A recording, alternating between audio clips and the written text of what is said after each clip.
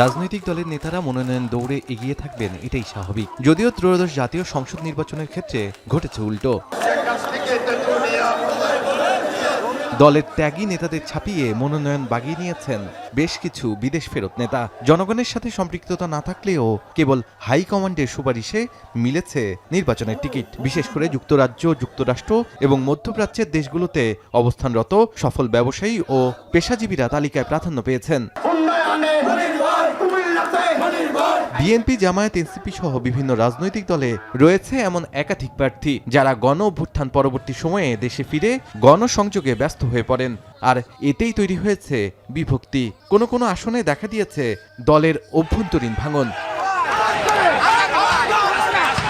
শরীয়তপুর। আপনাকেই বলছি, ইন্স্যুরেন্স করলে সিটিতে সুরক্ষা পাবেন নিশ্চিত। 3 আসনের কথাই ধরা যাক। আসনটিতে দীর্ঘদিন ধরে নির্বাচনের জন্য মাঠ গুছিয়েছেন বিএনপির জেলা সাংগঠনিক সম্পাদক সাইদ আসলাম। কিন্তু প্রায় 8 বছর পর লন্ডন থেকে দেশে ফিরে সেখানে প্রার্থী হন তারেক রহমানের একান্ত সচিব মিয়া নুরুদ্দিন অপু। এমন বাস্তবতায় সাইদ আসলামকে সরিয়ে দেওয়া হয় শরীয়তপুর 1 আসনে। তবে কপাল পুড়েছে সেই এলাকার মনোনয়ন প্রত্যাশী বিএনপির জেলা সেক্রেটারি সর্দার নাসির উদ্দিনের, যিনি গত 17 বছর আন্দোলন সংগ্রামে ছিলেন সক্রিয় ভূমিকায়। তবে কি ত্যাগী নেতারা বঞ্চিত হচ্ছেন?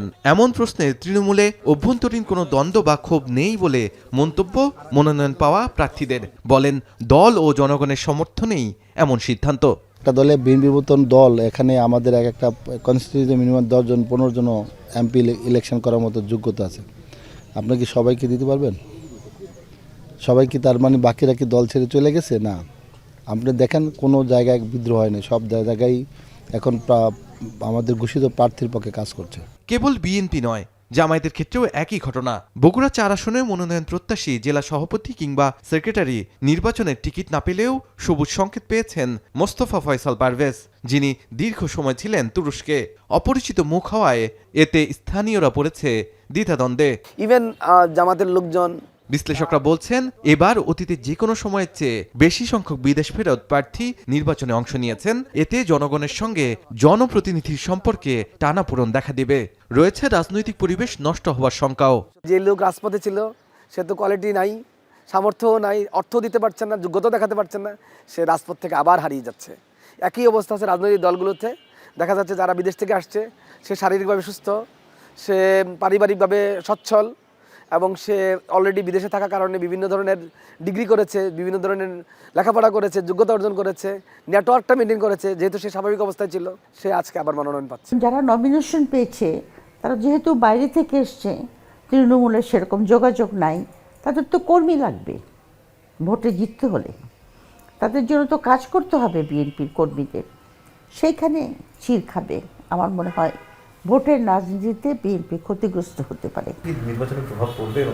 বিশ্লেষকদের মতে জামায়াত দলের অভ্যন্তরীণ দ্বন্দ্ব কাটিয়ে উঠতে পারলেও ক্ষতির মুখে পড়বে বিএনপি। তাই গেল 17 বছরের মাঠের কর্মীদের প্রাধান্য দেওয়া প্রয়োজন বলে মনে করছেন তারা।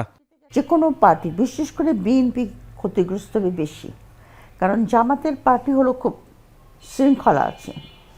তাদের মধ্যে কাউকে বাদ দিলেও পার্টির মধ্যে কোনো রকম সেরকম বিশৃঙ্খলা বা পার্টিকে চ্যালেঞ্জ করা এই জিত কিছু হবে না। যদি আপনার রাজনৈতিক দলকে সঠিক পথে চালাতে চান, তাহলে আপনার ডেডিকেটেড কর্মীদেরকে প্রাধান্য দিতে হবে। আপনার ডেডিকেটেড কর্মীদের প্রাধান্য দিলে দলটা সঠিক পথে চলবে। আর আপনি যদি হাইব্রিড লোকজনের প্রাধান্য দেন, তারা দলটাকে ব্যবহার করবে।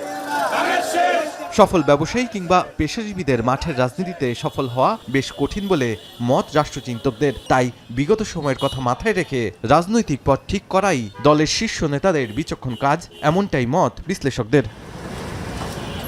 অন্যদিকে রাজনীতির পথে হাঁটতে বিদেশ থেকে ফিরে এনসিপিতে যোগ দেন তাসলিম জারা। পরে স্বতন্ত্র প্রার্থী হিসেবে নির্বাচনে নমিনেশন নেন। এমন বিদেশ ফেরত স্বতন্ত্র প্রার্থীও দেখা যাবে আগামীর ফেব্রুয়ারি নির্বাচনে। শাহাদাত অফরো, এখন, ঢাকা।